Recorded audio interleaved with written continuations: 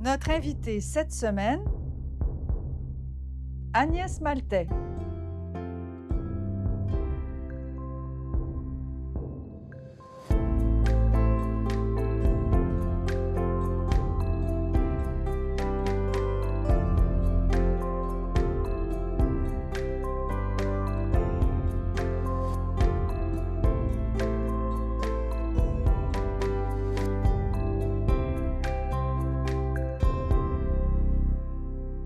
Agnès Maltais, bonjour, bienvenue à Mémoire. Bonjour, bonjour. Vous ne serez plus présidente du caucus Non. et on évoque un conflit avec Pauline Marois, qui est devenue chef du parti en 2007. Un conflit que vous avez démenti d'ailleurs.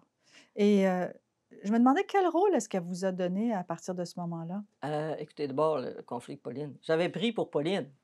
Je- j'avais Pourquoi est-ce j'avais- qu'on a cette j'avais image? lâché la présidence du caucus pour appuyer Pauline Marois. C'est parce qu'elle ne me pas renommée présidente du Donc, caucus. on en a déduit que. Oui, mais ça, des déductions, là, Oui. ça arrive souvent. Fait que non, au contraire, Pauline a été, j'ai été un soutien fidèle, je pense, de Pauline Marois, puis elle a Mhm. été une chef extraordinaire. D'ailleurs, quand on était au gouvernement, elle m'a confié une panoplie de dossiers dont j'ai eu à m'occuper, mais j'ai eu quelques rôles de porte-parole. Puis rapidement, je pense que je suis devenue leader adjoint, ce qui est un rôle assez important dans les Mhm. tribunes de l'Assemblée nationale. Et vous avez ensuite un 4e mandat en 2008. Vous êtes réélu encore une fois avec une large avance, hein. Vous avez vraiment un comté qui vous soutient. Oui, oui, Et le PQ redevient opposition officielle. oui. Mais vous redevenez responsable donc des dossiers de la capitale nationale et il va survenir en 2011 une histoire avec l'amphithéâtre. Racontez-nous donc, plutôt que je le dise moi dans mes mots, j'aimerais vous entendre là-dessus. Il y a beaucoup de monde qui aimerait Ah oui, m'entendre. j'imagine. Mais je dirai pas tout.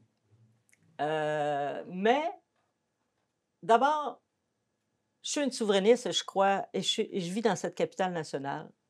Et je crois qu'un gouvernement doit investir dans sa capitale nationale. Puis surtout quelqu'un qui veut faire un pays, il faut qu'on ait des équipements à la hauteur de ça.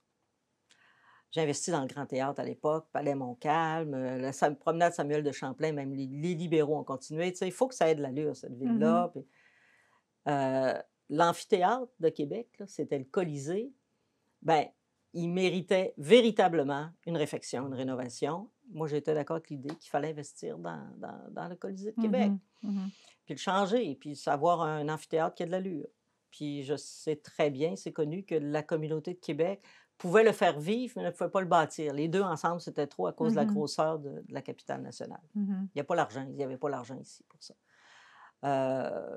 Alors, quand est arrivée l'idée d'un projet de loi qui m'a été présenté par le leader parlementaire, c'est pas moi qui ai décidé de partir avec ça en dessous du bras, là. J'ai eu la demande de le porter et le leader m'a dit que ça venait de Mme Marois. Fait que là, vous voyez la chaîne de, pas de commandement, mais la chaîne de décision. Puis on m'a demandé, Agnès, veux-tu porter ça? Il avait dit, gros dossier. Ouais. Vous Gros voyez que dossier. c'était délicat? Délicat parce qu'il y a des gens qui questionnaient sur le fait que ce soit Québécois qui a gagné l'appel d'offres. Comme ça semblait à l'époque le seul point qui était délicat, difficile, j'ai demandé à rencontrer le maire de Québec, puis de voir avec moi. J'avais 2 avocats qui étaient des gens du barreau qui travaillaient pour le Parti québécois à l'époque. Puis on a étudié tous les livres, on a regardé les appels d'offres, puis j'ai vu que tout avait été véritablement fait correctement. Fait que moi, je dis, bon, ben, il faudrait que ça passe par le caucus. On dit non, pas besoin. J'avais même mis 3 conditions. Je voulais voir les livres, je les ai vus. Il faut que ça passe par le caucus. On m'a dit non, pas besoin. Et je reste sur le on. Et j'ai dit, ben, puis là, on me dit, il faut faire un point de presse. Mais j'ai dit, je veux l'avis du cabinet de la chef. Moi, je ne fais pas un point de presse comme ça, là, Ben c'est un oui. sujet comme ça. Mais non, c'est un projet de loi privé, ça va être facile et tout. Privé Alors, parce que porté par... par une députée. Les ouais. projets de loi comme ça, et d'habitude, sont portés par le député qui est dans la zone de décision. Alors, normalement, c'était moi, parce que c'était le maire de Québec qui portait le projet de loi. Donc, c'est moi qui le demandais, donc c'est moi qui le portais. Tout ça semblait très normal. Mais je me doutais bien que ça allait brasser. Ouais. Et ça a été après ça l'enfer pour expliquer ça. L'enfer. J'ai perdu la guerre médiatique. Ceci dit, je pense que la population y a gagné. Quoi qu'il en soit, il y a des députés qui sont partis. Oui, mais ils sont partis. À l'époque, il y avait une course larvée. Il y a beaucoup de gens qui contestaient Mme Marois. Rappelez-vous Mhm. qu'il y avait même un député qui avait osé dire les Québécois ne sont pas prêts à élire une femme comme première ministre. Alors, le fait que ce soit une femme, déjà, comme première ministre, commençait à susciter des débats. Mhm. Il y a aussi des gens qui pensaient qu'eux autres, des messieurs, des garçons, ils seraient des très bons premiers ministres parce que le PQ montait dans les sondages. Mhm. Il y en avait d'autres qui pensaient que Pauline ne nous mènerait pas à la souveraineté. Tout ça mélangé d'une époque où le PQ est haut dans les sondages. Il arrive cet incident-là. Il y avait beaucoup de choses derrière. Oui. Mais la contestation envers Mme Marois a soufflé sur ce dossier-là. L'autre chose, il y a eu une erreur stratégique. On n'aurait pas dû déposer ce projet de loi-là quand la Québec solidaire pouvait utiliser sa voix pour le bloquer, mais on n'avait pas le choix, c'était un projet de loi privé. En tout cas, la mécanique de l'Assemblée nationale Oui. nous a amenés d'une espèce de traquenard. À nouveau, vous êtes élu pour une 5e fois en 2012. Encore une bonne avance et le Parti québécois forme un gouvernement minoritaire, mais malheureusement, ce mandat commence sur une note tragique. Racontez-nous où vous étiez pendant l'attentat contre Mme Marois. Bon, écoutez, je faisais campagne dans la capitale nationale. Mme Marois faisait son grand rassemblement à Montréal. On venait de finir la campagne, je venais d'être élue.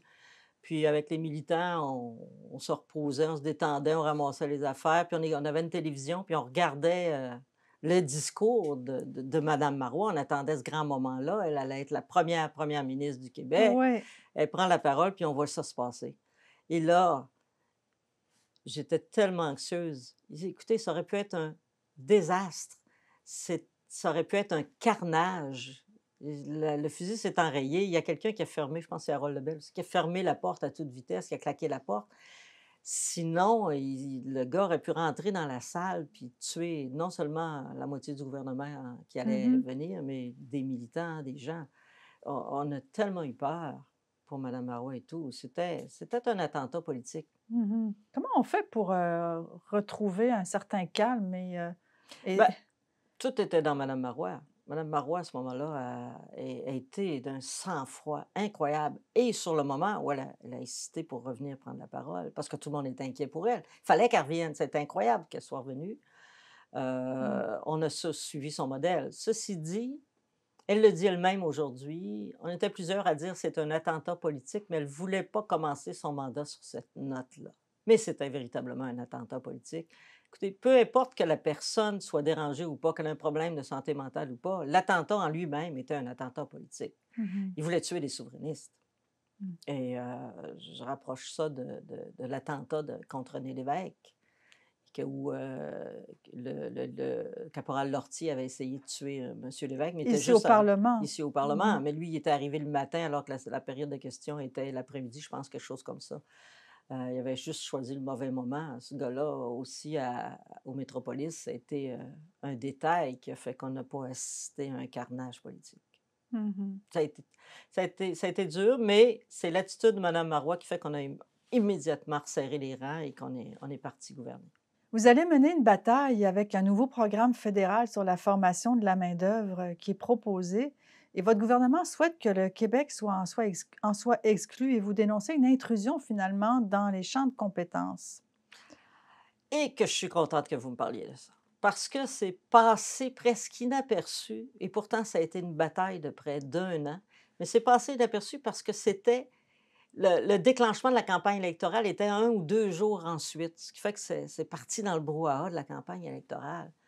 Mais sous le gouvernement de Stephen Harper, le ministre Jason Kenney voulait rapatrier les fonds qui sont au Québec pour la formation de la main-d'œuvre, qui est la grande bataille qui avait été gagnée par le Québec, je crois que c'est sous Louise Arel, qui avait fait toute la réforme des centres locaux d'emploi, des CLD, toute cette grande réforme-là qui nous permet de travailler de façon indépendante à notre manière, avec notre monde sur la main-d'œuvre. Alors, Jason Kenney voulait prendre l'argent puis la donner aux entreprises qui, elles, engageraient les gens et formeraient les gens. Ça n'avait aucun sens. Ça démolissait. C'était reculé reculé 15, non 20 ans. seulement de 50 ans, c'était démolir complètement le système québécois qui marchait si bien. Alors, pendant 1 an, j'ai bataillé avec Jason Kenney. Je suis allée le voir plusieurs fois à Ottawa. J'ai travaillé avec les syndicats comme avec le conseil du patronat. J'ai fait des discussions avec eux. On se parlait par téléphone. Je parlais à Jason Kenney. Ça a été une bataille interprovinciale très, très forte. J'ai même interdit à mon... Je voulais tellement gagner, là. J'ai interdit à mon ministère de travailler en sous-main, comme ça se fait toujours, au cas où on ne réussirait pas à gagner. Parce que les ministères font ça. Tout d'un coup, tu perds contre le fédéral, qu'est-ce que tu fais? Ils disaient non, non, non, il ne faut pas qu'ils pensent qu'on va perdre. Il ne faut jamais qu'ils croient que notre résolution n'est pas majeure, qu'elle n'est pas solide, radicale. Alors, j'ai réussi à gagner 2 jours avant la campagne électorale. Jason Kenney m'a accordé ça. On s'est parlé. On avait nos numéros de cellulaire privés. Puis on s'est parlé, puis il me dit j'espère que tu n'en feras pas une. Il dit je l'aurais, mais mon cabinet ne veut pas que tu fasses une bataille sur la souveraineté avec ça. J'ai dit c'est si tu ne me le donnes pas que je vais faire une bataille sur la souveraineté, Jason. Parce que c'est là que tu me donnes un argument. Mais rends-moi ça. Mais derrière moi, il y avait non seulement le patronat, il y avait non seulement les syndicats qui géraient ça avec nous. Il y a un conseil des partenaires du marché du travail qui gère ces sous-là. Mais il y avait tous les organismes qui aident à reclassifier les gens, qui aident à relocaliser les gens dans des emplois qui étaient derrière moi et pour qui ça aurait été la fin. Tout le support des personnes qui veulent revenir en emploi serait tombé au Québec. Je l'ai gagné. Je suis bien fière. Ça, c'est majeur, majeur, majeur, mais c'est passé inaperçu. En 2013, il y a une réforme de l'aide sociale et vous proposez une réduction de l'aide sociale pour les ménages composés de 2 parents aptes au travail et vous repoussez aussi de 55 à 58 ans le seuil minimal pour recevoir la même allocation. La réforme a été critiquée, et notamment par la protectrice du citoyen. Comment vous avez réagi à ces critiques? Ça a été très dur, ça a été très dur, c'est un moment très dur parce qu'il fallait toujours que je me raccroche à mes valeurs, où est-ce que je m'en allais. Je pense qu'à la fin, j'ai probablement les derniers chiffres que j'avais, c'est qu'on a sorti 6 000 familles de l'aide sociale. Parce qu'il faut savoir qu'on transférait des sous. C'était pas une réforme de l'aide sociale. On prenait des sous qui étaient ajoutés dans certains cas où il y avait des couples qui, ensemble, avaient des enfants. Puis maintenant, quand ils avaient des places en CPE, ces sous-là qui étaient donnés pour la garde, on aimait mieux les envoyer en CPE, puis on ajoutait plus d'argent pour que les gens fassent une formation à l'emploi. Mais à l'époque, on était dans une période, et je l'avoue, oui, il fallait qu'on soustrait un peu de sous à l'État, mais j'ai fait bien attention à ce qu'on n'y ait pas de retombées sur les personnes. Mais là, il y a eu une guerre, il y a des gens qui disaient que les gens mourraient de faim dans la rue. Je me souviens, j'étais à une conférence de presse comme ça. Mais au total, je pense qu'on a bien fait. Mais la protectrice du citoyen m'a dit que j'avais probablement, que c'était possible, ce que je faisais sur 2 points. Sur le dernier, 55 à 58 ans, elle avait un doute.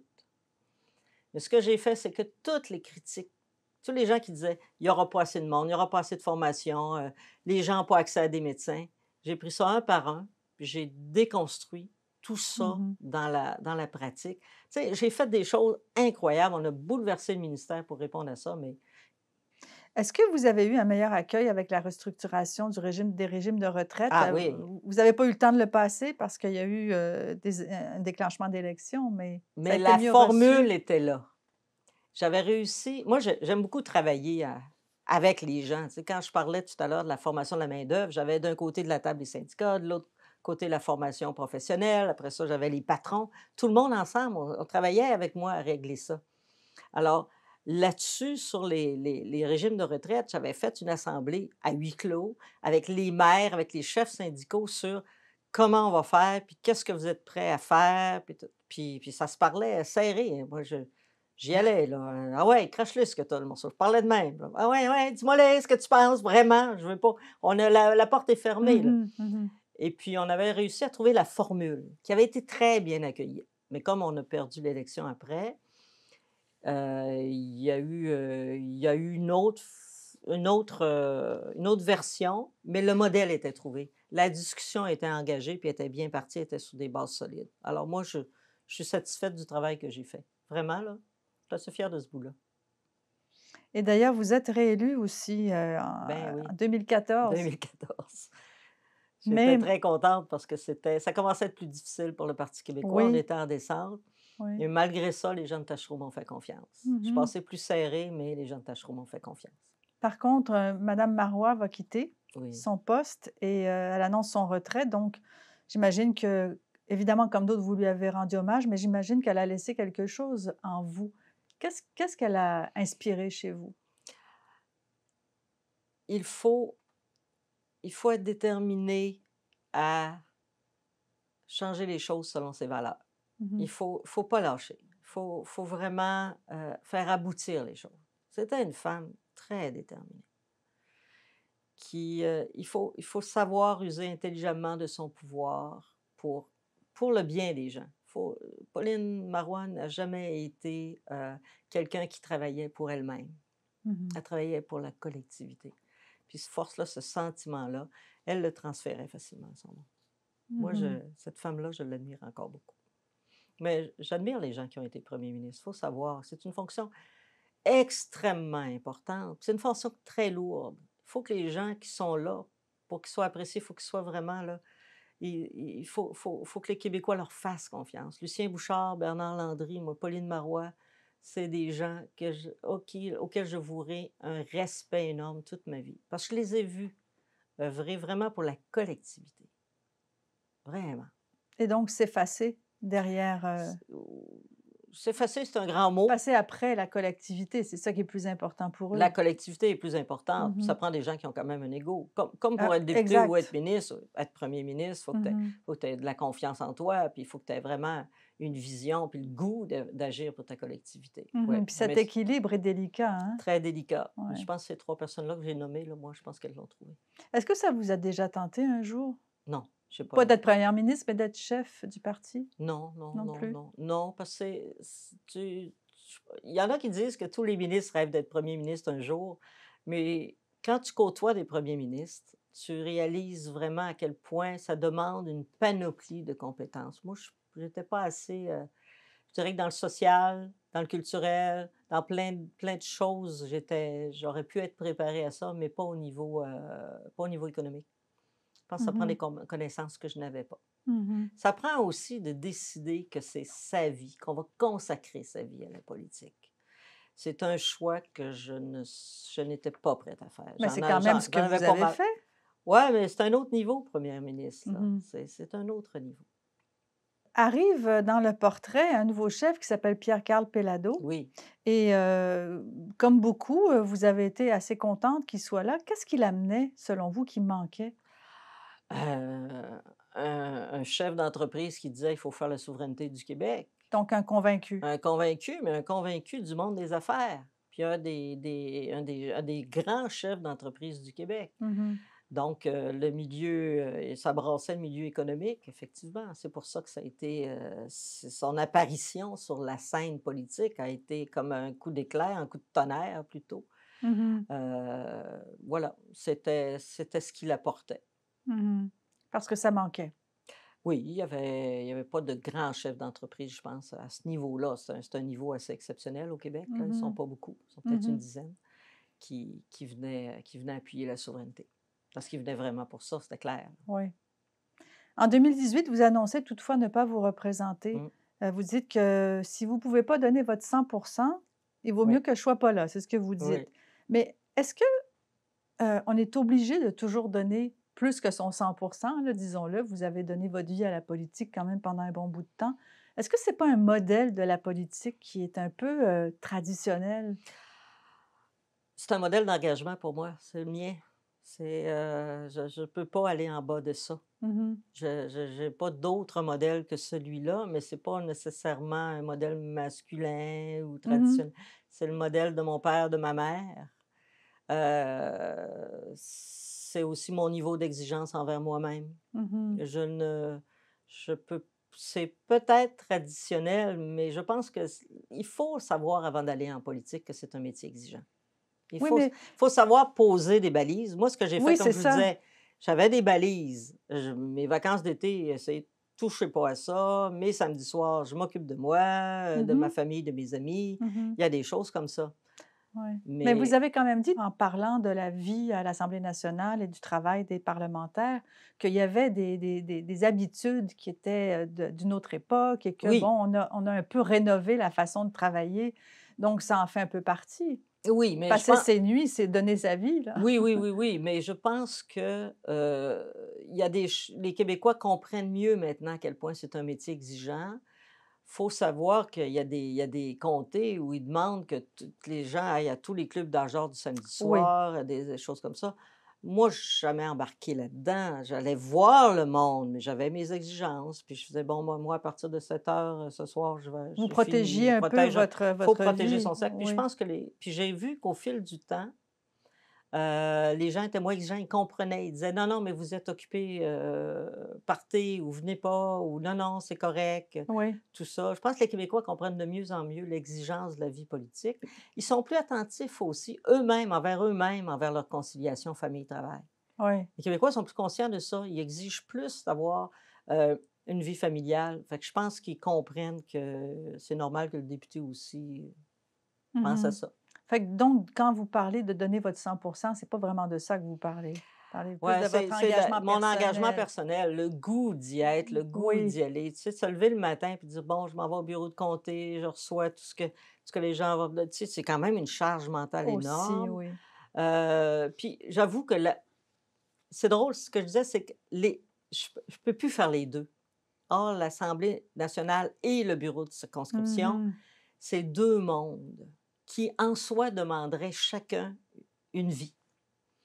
Fait que et l'Assemblée nationale et le bureau de circonscription, c'était trop pour moi. Puis tu sais, les heures en commission parlementaire, j'en ai fait des heures. En plus, j'ai comme, par exemple, dans mon dernier mandat, j'ai fait tout le débat sur la censure, la liberté de parole, les débats sur la laïcité. J'ai passé des heures en commission parlementaire pour faire céder un projet de loi. Je pense que j'ai parlé 60 heures de temps sur une loi parce j'étais seule ou à peu près avec Makakoto, un moment donné, on était 2 pour battre un projet de loi, pour empêcher qu'il soit adopté. J'ai Et vous fini par gagner. et vous aviez la réputation d'être très méticuleuse et très disciplinée. Vous faisiez beaucoup de recherches, vous connaissiez vos dossiers, vous Ah oui, étiez oui, très préparée. oui, oui, avant d'aller en commission parlementaire, je savais ce que je m'en allais faire, ce que je m'en allais Mmh. demander.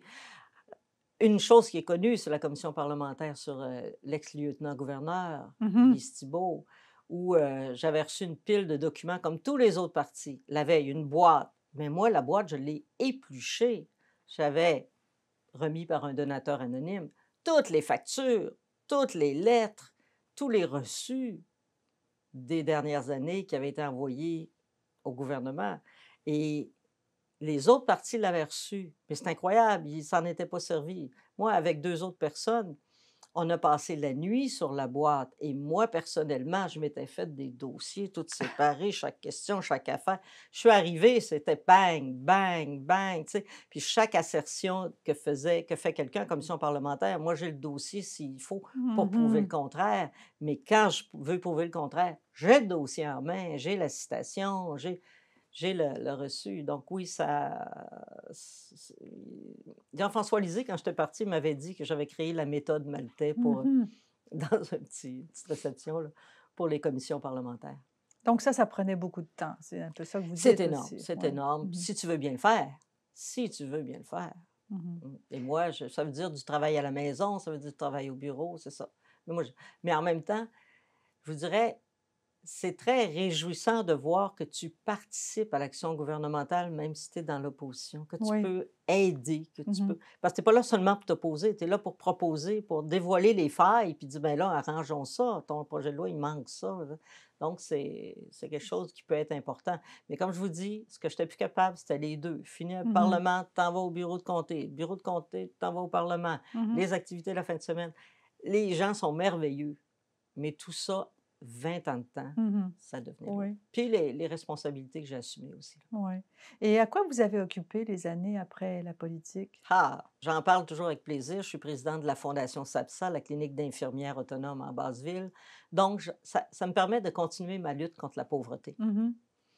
Puis j'y tiens beaucoup, beaucoup, beaucoup. Ils font un travail formidable, extraordinaire, auprès des gens. Puis c'est un modèle à travers le Québec. Maintenant, le ministère de la Santé et des Services sociaux veut qu'il y a des cliniques d'infirmières à travers Mhm. tout le Québec. Mais moi, quand j'étais députée, à partir de 2014, j'ai défendu ça. J'ai convaincu Gaétan Barrette d'investir là-dedans à son grand dame. Il ne Mhm. voulait vraiment pas au début. Never on my dead body, m'a-t-il dit en privé. Donc, il y a ça. J'ai été un bout de temps sur le CA des Violons du Roi, pour la Fondation des Violons du Roi, pour m'occuper d'eux aussi. Pendant la pandémie, entre autres, où je crois que j'ai été utile parce que je connais les réactions gouvernementales à ce type de Mhm. travail-là. Je le disais, du câble, le gouvernement va investir du câble. Mhm. J'ai laissé, je ne me sentais pas assez utile. De toute façon, le monde des arts, j'y suis. Alors, c'est ça. Je Mhm. m'occupe de moi aussi Oui, c'est important. et de ma famille. Il y a des gens qui ont besoin d'aide dans ma famille. Je m'en occupe. Quel conseil donneriez-vous à une jeune femme qui veut se lancer en politique aujourd'hui? Vas-y pour les bonnes raisons. Est-ce que tu as le goût? Est-ce que tu as le goût de changer, d'aider à changer le visage de ta société ou changer toi-même selon le niveau qu'elle atteindra? Parce qu'à un moment donné, tu vas avoir besoin de t'appuyer sur tes valeurs morales. Ça va être important. Et il faut qu'il y ait quelque chose sur lequel tu t'appuies. Alors, sache pourquoi tu y vas. Si tu sais pourquoi tu y vas, si tu sais quelles sont tes assises, tu pourras toujours y revenir. Mais Mhm. si tu y vas parce que tu veux voir, parce que c'est impressionnant, parce que ça te fait un CV, bye, tu ne dureras pas longtemps. Il faut que tu aies une assise solide, il faut que tu saches pourquoi, pour qui tu y vas. Agnès Maltais, merci pour ces entretiens. Ça a été un plaisir, vraiment. Qu'est-ce que ça vous fait de revenir ici au Salon Bleu? Beaucoup d'émotions et le souvenir, l'impression d'avoir participé à quelque chose, d'avoir été partie prenante des débats de la nation, de la société, de l'avoir vu évoluer, de l'avoir vu bouger. Fait que c'est très prenant. Je suis assez émue, mais c'est ça, j'ai fait partie de ça. Est-ce qu'il y a un moment en particulier qui vous revient en mémoire? Je vais vous dire qu'il y a des moments, puis les moments qui sont prenants, c'est qu'à la fin de chaque session, ou surtout à la fin de chaque épisode parlementaire, chaque mandat, il y a un moment où tout le monde se souhaite bonne chance et on part en campagne électorale. Et tout le monde se retrouve ici au centre. Et là, se disent « bonne campagne ». Peu importe le parti, il y a même des gens adverses qui te disent ou à qui je dis « tu vas revenir, hein? On a besoin de toi ». Je me souviens de ça. Et c'est vraiment prenant. C'est là où les vrais sentiments sortent, les vraies émotions sortent. Les gens voient peu souvent qu'au-delà du débat, au-delà de la polémique, au-delà des travaux collectifs, il y a des gens qui travaillent ensemble au bien-être de la nation. Puis il y a des moments où on retrouve ça. Ces moments-là, moi, je les chéris. Merci.